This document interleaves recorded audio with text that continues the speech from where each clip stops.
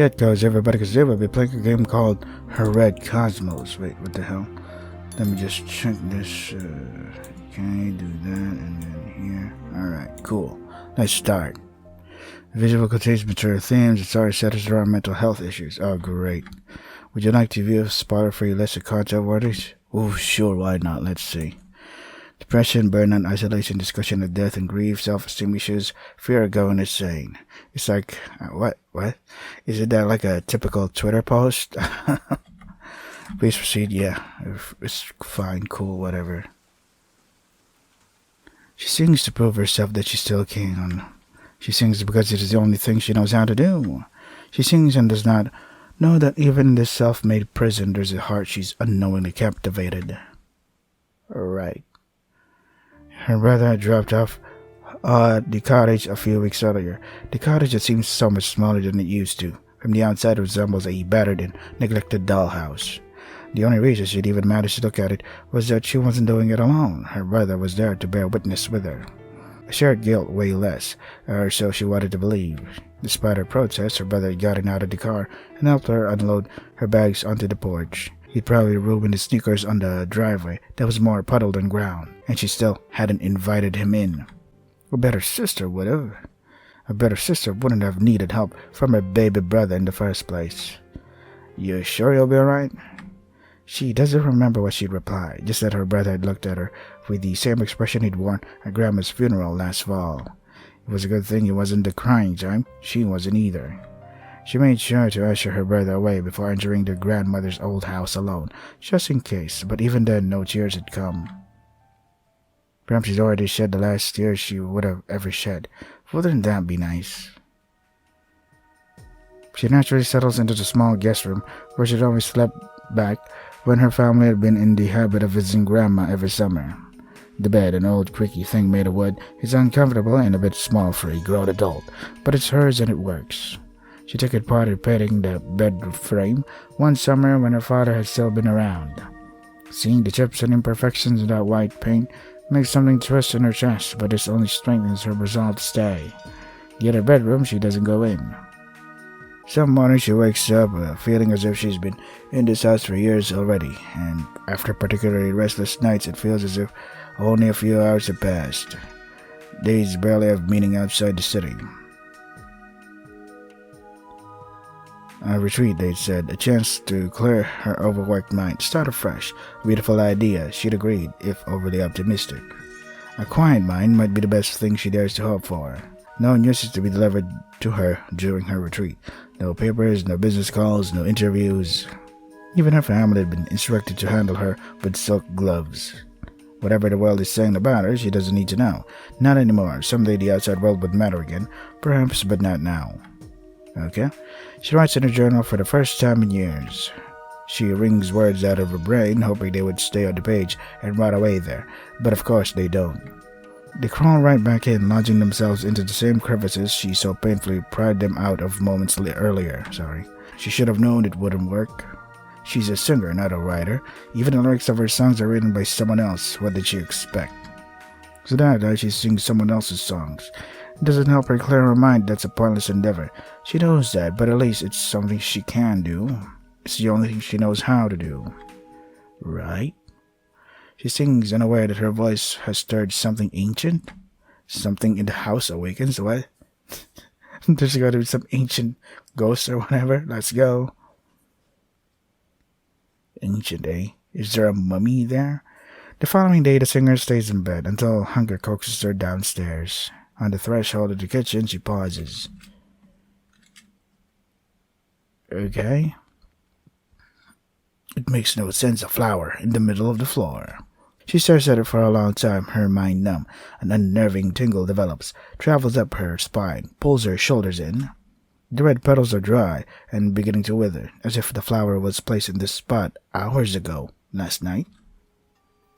She steels herself and turns around, expecting, what, an ambush? Her fingernails dig into her palms as she moves silently from room to room, should she grab a weapon. She peeks into the living room. There's no one there. Always arm yourselves, fellas. No one in the bathroom either. There was no one upstairs. She would have seen them when she woke up. The other bedroom, her own breathing startles her, and a tiny whimper escapes her throat. This can't be happening. She pushes the door open, stares into the darkness. Nothing. It takes what feels like hours for her heart to stop pounding. She spends that time leaning against the doorframe, exhausted. Pictures of her young self look back at her from the cupboard in Grandma's bedroom, all smiling more or less genuinely, all framed so prettily. All gone forever. She's alone in this house, alone, and yet something like this is happening. Even when alone, she finds no peace. She has a thought to apologize to the room for disturbing it, but doesn't. The door clicks softly when closed, just like it used to. After steadying her breath, she pretends to stare accusingly at the flower. It doesn't answer her demands. Its name escapes her, but she has seen its kind before. Cheap little things found in every store with a plant section. If you were to give these flowers to someone, they'd probably take it as an insult. Oh, really? Good mouse have done this. Mice live in the foundation and the walls. She hasn't seen one yet, but she hears them sometimes skittering about. She decides they're to blame. No overthinking, not about something this silly. A cheap little thing, like her. The thought makes her feel sorry for the flower. She gives it a new home in a sad glass of water. In a few days, the flower will die, and her worries with it. Alright. She sings the day and night away. Time will heal her. It has to. Ever check with a doctor first? The first flower wilts, but more appear. What the hell? On my back. The glass she collects them in becomes crowded, overflowing. She refuses to find a vase for them, although she knows Grandma had many. Soon there won't be any more flowers, she tells herself. The flowers will cease and she'll be at peace soon. Whatever this is, it can't last forever. Okay. When a whole day goes by without a flower, she starts thinking she's safe, but of course she isn't. Going to brush her teeth, she is greeted by another red trespasser, tucked behind the corner of the bathroom mirror this time, waiting for her. What is it? She begins accusing herself. She must be the one doing this to herself, somehow. Sleepwalking? That could start happening at any age, right? If sleepwalking is not the explanation, then there must be something wrong with her memory. That wouldn't be surprising, but she'd really prefer the sleepwalking. God damn it, I can't help but get reminded of this image that looks like some character from Chainsaw Man. A lot of people love the anime or manga, but I still haven't watched it because I hate hype. I hate when people are hyping up something and then suddenly they're like, oh, this manga or anime betrayed me or whatever. That's the same thing they did to Attack on Titan. And I'm like, after waiting for the hype to die down, I'm like, wow, this fucking anime is great. What the hell were people complaining about? That wouldn't be surprising, but she really preferred the sleepwalking. I must have been sleepwalking. Saying it out loud doesn't help her feel any more confident. She picks up the flower and flushes it down the toilet. For the first time in a week, she scrutinizes her appearance. Her hair is a mess. The once obnoxiously bright dye has decomposed into a dull pink color into chewed gum. The mousy root growth forces her to face just how much time has passed since she cared. A stronger person would have gotten themselves together by now. She'd never been as capable as she'd pretended to be, and pretending could only take you so far.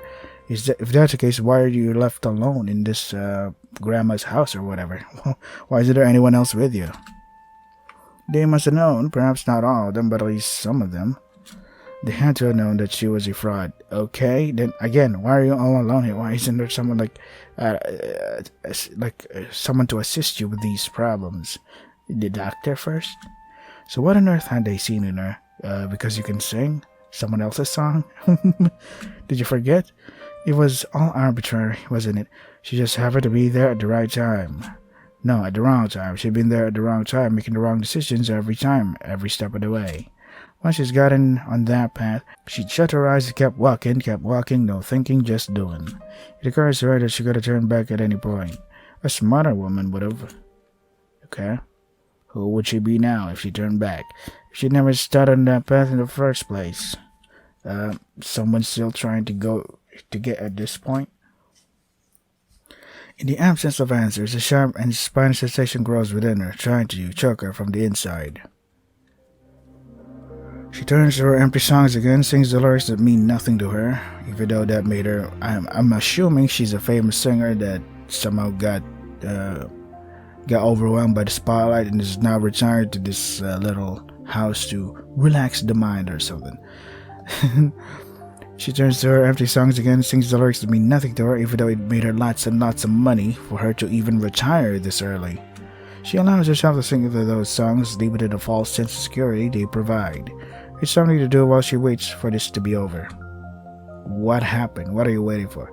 There, mere meters away, it lurks. Its shoulders stand and its terrible head bowed in shame.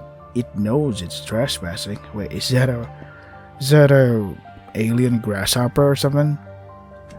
The dreadful creature, frozen in place like a statue, matches breathing to the woman's, so she will not hear it. On instinct, she bolts out, stares into the dark hallway with crazed eyes. There's nothing, not even a flower. She stays up all night regardless, silent, listening, hearing nothing. No footsteps, no sight of anyone tampering with the front door. The windows would make an even louder sound, surely. The house creaks as it always has done, but there's nothing else. Yet in the morning, when she feels brave enough to venture downstairs again, another flower awaits her beside her bedroom door. She throws it into the wall. Okay. She loses track of days, but not of the flowers. Don't you have a calendar? There were 5 of them. She knows this. She remembers placing the 5th one there before she got frustrated and started trashing the new discoveries. She counts the flowers again and again. 6, 6. Why are there 6 now? Ooh, the number of the devil. 666. Wink, wink. When she looks up, night has fallen again, this time accompanied by a thunderstorm. Rain rattles her windows. Okay. The storm takes her electricity that night. It'll take days to fix, they said on her cell phone before that went dark as well. Okay. She's truly alone now, out of reach. See, why are you alone? Why is there anyone else there with you? Especially if you're in that quote-unquote vulnerable state. But that isn't you, is it? She's barely received any calls since she arrived. She certainly hasn't made any, as was agreed. Some time on her own would do her good. The solitude should be comforting. This is what she'd wanted. But it's a lack of choice in the matter that puts her on edge. Well, you can't make a cake and eat it too. The wind dies down by the next morning, or at least she thinks it's morning now, but there is no end to the rain.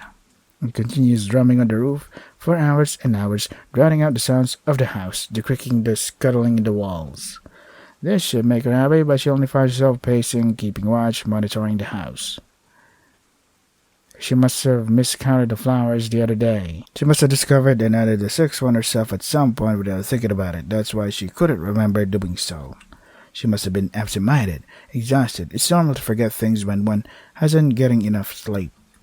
Blaming her. Oh, wait, what? I didn't finish reading that, but someone knocked on the door. A knock at the front door? At this hour? What hour is it? Check your watch. She crimps through the hallway like some sort of frightened animal. There is someone at the door. A human. What has she expected? The figure, blurry but clearly there, waits patiently, having seen through the small window beside the door. Looking through the rain-whipped glass as she approaches, she doesn't recognize a diminutive stranger, but the sight of their yellow raincoat puts her at ease at once. No one's going to commit murder while wearing something so endearing. Perhaps they need help. Maybe the car broke down, or maybe they need to make a phone call. Either way, she's going to tell them she can't help and to ask at another house. She can do that much. As it turns out, it's a neighbor checking up on her, asking if she needs any help. She tells the woman she's doing alright, even without electricity. She's got enough food in her pantry to survive until it's fixed. Yeah, this is just how it is in this area. This happens once or twice a year. She leaves out the part where her phone is dead and she's got no way to charge it. As they speak, the older woman looks at the younger, more disheveled one. Rena looks at her, and a warm, if hesitant smile wrinkles her face. The singer braces herself. She's seen that look before too many times to count. Does the woman want an autograph, a hug, just more of her time? However, what the woman says next, she says quietly, almost apologetically, but with determination, like it's something she can't bear to keep inside. You must be Venna. You have your grandmother's eyes. She had those long lashes too. Some sort of relief washes over the singer. She fumbles her words, remembers to put on a grateful smile, eventually manages to thank the woman for the compliment. She's heard it before, of course, but it's been long enough. Since last time, she'd almost forgotten how often she used to hear it. These specific compliments would likely become rarer and rarer over time. The longer she lived, the further away would Grandma be. Apparently, this neighbor hadn't been close with Grandma. They'd only met a few times before Grandma had fallen ill. Although it had been a short-lived acquaintanceship, Grandma had found the time to brag about her grandchildren. The neighbor already knows Venna's name and that she loves to sing. Privately, Venna thanks her grandmother for not telling the rest of her life story. It's odd yet not unpleasant to talk to someone who doesn't know about her catastrophe of a career, or about the damage she's collected over the years. Someone who sees her just as a simple girl who likes to sing. Oh really? What did she do in her career that tarnished it? What happened here? She still doesn't invite the neighbor in. How insensitive. The woman's gaze flicks away, looking past her into the house. Again, her face brightens, and mid-sentence she exclaims, "You've got cosmos, too. Those look just like the ones I've got in my yard. I didn't notice yours on my way here. The rain kept me looking down at my feet. Where are you growing them?" Somewhere." Venna stammers, unable to come up with a sane-sounding explanation for the flowers, and finds herself apologizing and claiming to have just woken up from a nap, actually. Please excuse her scattered mind. The neighbor kindly naps off her apology and offers one of her own for having woken her up. Rainy days are a great time for naps, after all. Out of politeness, the neighbor starts to leave, says she'll need to check on her own cosmos. Something's been eating them this year. Just the flowers, not the leaves. It's strange. What animal does that? The rain blooms louder as the blood drains from Venna's head. She barely holds herself together, long enough to exchange goodbyes. She shuts the door with more force than she intended, scaring herself. Relax, lady. With her eyes squeezed shut and her fingers still gripping the door handle, she takes a few shaky breaths. Silence. It's just her again. Her and this cursed house. Why did you live here, then? She observes her neighbor's departure awkwardly from the very edge of the window so as not to be seen, where the neighbor to look back. Maybe she should have invited her in, after all. Yeah, you should have. But then again, there is no electricity, so what's the point? Even after the bright yellow raincoat has disappeared up on the road, she keeps staring, listless, unwilling to return to whatever awaits her inside the house, unable to process what she had just heard. What animal does that? She rubs her neck, trying to massage some of the tension out, but only makes herself dizzy. Being so on edge for days on end can't be good for a person. One short conversation with a neighbor has left her utterly exhausted. She thinks back to the neighbor's wobbly yellow silhouette in the window and almost laughs. She'd forgotten about her worries so swiftly at the sight of that. Apparently there's something inherently trustworthy about a yellow raincoat. No, you just like the sincere, genuine human reaction. Interaction. That shiny respite seems so distant lately. Turning around slowly, she returns to her reality, her nightmare, her red cosmos. They look back at her so innocently, all 6 of them. Still 6, no 7th, thank God. She counts them again to be sure. Okay. Her journal calls to her that dark afternoon, promising to keep her busy until it's over. You're gonna write with no light on? Alright. Until what's over, her thoughts come back the moment she shuts the heavy notebook. She tries not to look around, not inspect, not check any places, not open any doors unnecessarily, and heads for the kitchen. The rain finally slows to a quiet drizzle, while she eats her canned tuna and haphazard salad, made out of ingredients that would spoil quickest in the unpowered fridge. She finds herself most grateful, not for the taste, but for the long time it takes to chew through her meal. It's the most tolerable half an hour she's experienced all day. It's still early, but she decides she's eager to sleep, eager to put this day behind her.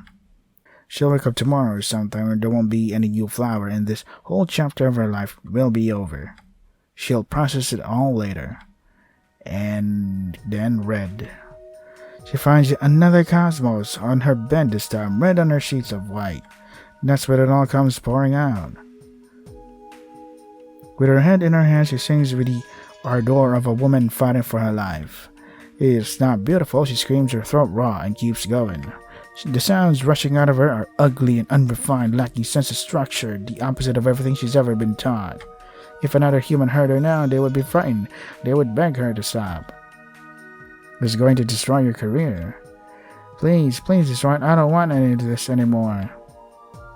A foreboding presence behind her, a shudder up her spine. She's imagining things The tiniest touch on her shoulder, someone's breath at her ear. It's just her imagination, okay? The game skipped by itself again. Before she even comprehends what she saw, she's running. She dashes towards the stairs but pivots down the short hallway instead. She needs out. Out of this rotten house, now. But why did you stay there in the first place? She cries out to the balcony, gasping for air, braces herself against the window railing, and she screams, twisting in the air, reaching for anything to hold on to when she jumps off the building. What the fuck? She lands upright somehow, wet glass under her feet. She's surrounded by massive white bones. What are they? She's holding on to one. It's alive. What the fuck is this shit? Those spindly legs, arms, limbs, like those of a spider that splattered the house onto the balcony and down to the ground below. These limbs are what broke her fall. Please don't tell me that that monster thing is Grandma's soul or whatever. Please don't be that dumb. Please don't be that dumb. Swaying on her feet, she looks up, comes face to face with what's been haunting her. It's simultaneously the most terrifying yet beautiful thing she's ever seen. Ashen and ancient, like a sculpture long forgotten. Her nightmare and her savior, and possibly a close friend of Grandma's. Okay, so there's color now. Please don't let this be. Oh my god, please don't let this be a monster romance, please. It holds her like she's the most precious creature on earth, its eyes wide and overflowing with emotion. You do realize the grasshoppers eat their mates. Well, yes. Its voice is like the first breath of spring air, fragile yet soothing, like a softly whispered promise. Sorry to have frightened you. I may have grown too bolder today. Are you unhurt? Vanna searches for words. I'm good. Who are you? Something like a smile warms the creature's face. You would be wise to forget about me as swiftly as you can, little one. I believe I've tormented you enough, although it was never my intent. Truth be told, you frightened me too. Your pain, isn't it too much for one small body to hold on to? In all my time, I have never seen such anguish before. I am sorry to have added to your suffering. And no, you only scare me because I didn't understand. How are you here? Where did you come from? I am always here, but I do not belong here. That means we cannot speak like this, not for much longer. What do you mean you can't stay? I will always be here, little one. It's just you may not see me. The creature's face becomes harder and harder to focus on, as if it's just a half-dreamt image on the border of sleeping consciousness. Holding a physical form is quite demanding. I truly have not been very wise in my dealings with you. Okay? But seeing you unhurt, I don't regret a thing. Stay with me. Tell me, what can I do to help you? I don't want you to go. Dude, lady, you just met this thing. Warm purr resonates in the giant being's throat. Even the small subconscious reaction seems to bring it pain. It shudders. Sinewy, muscles trembling. Sinew? Yeah, whatever.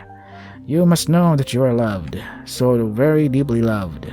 And you always will be. It speaks deliberately as if every breath is an enormous effort. Every word draining its every essence. Answer me, how can I help you? I am an expert in human retail or whatever. Retail services. How may I help you? You need not help me. I'm content as long as you and yours are happy. Its foreleg slips out of Vanna's hand. When she tries to reach for it, it is simply no longer there. Wait, don't go. Okay, please keep singing. Thrive. Okay. Vanna blinks once and the creature is gone. So what is the lesson here? If you have some inner turmoil or whatever, just wait for a bug alien thing to make it all go away. Right.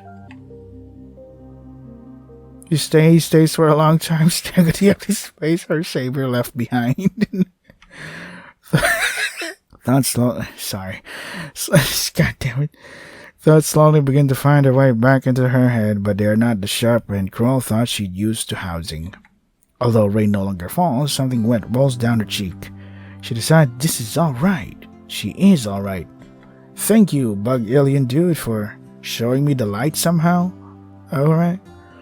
So, whenever someone says, you're loved, when it comes from a family member, a friend, it doesn't matter. It doesn't work. But if it comes from a bug alien, dude, now that's the cure. Holy shit. That what?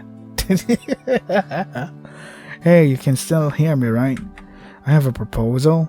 If you want to hear me sing again, what? Bring me more flowers. I don't care if you have to steal them. That's fine. Keep bringing them, even if I cry sometimes. Even if I frighten you again, please keep bringing them to me. Okay.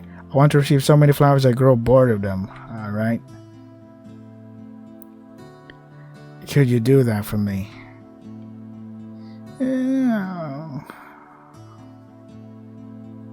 Okay.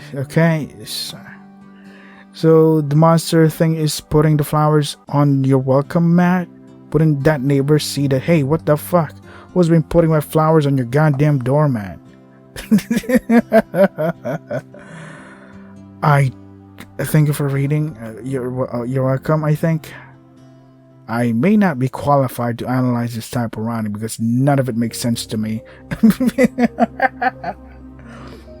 So yeah, she was a famous singer, somehow ruined her career, retires to this house of grandma's where she's already dead, so she's alone, etc. And like, yeah, I don't get it.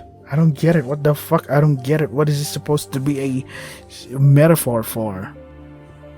That's the thing, though. This weird alien dude just says a couple of words that possibly could have been said by her family or relatives or other friends, that you are loved, etc. But none of that works, I guess. That's right. But when those words come from the alien bug dude, it works. What? Well, at least it didn't end like a fucking typical modern writing, where it ends with modern writing, a monster human romance. Ugh, gross. Fuck. So yeah, this is Her Red Cosmos. If you want to try the visual novel yourself, the links are in the description. That is all for today. Stay safe and take care of yourselves. I've got nothing. I have no idea what the fuck this is all about. It's supposed to be nothing. Nada. Zero.